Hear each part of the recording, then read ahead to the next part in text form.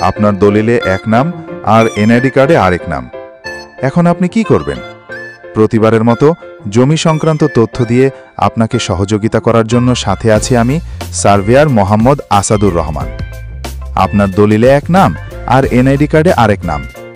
ধরে নেওয়া যেতে পারে আপনার দলিলে আপনার ডাক নাম আছে আর এনআইডি কার্ডে আপনার আসল নাম দেয়া আছে। এখন আপনি কি করবেন? যদি এরকম হয় তাহলে আপনি আপনার ইউনিয়ন পরিষদ অফিস অথবা পৌরসভা অফিস অথবা কাউন্সিলর অফিস থেকে একটি প্রত্যয়নপত্র সংগ্রহ করবেন। প্রত্যয়নপত্রে উল্লেখ থাকবে আপনার দলিলে যে নাম আছে এবং এনআইডি কার্ডে যে নাম আছে উভয়ই এক ব্যক্তি। তারপর আপনি এই প্রত্যয়নপত্র নিয়ে একজন বিজ্ঞ আইনজীবীর সাথে দেখা করবেন।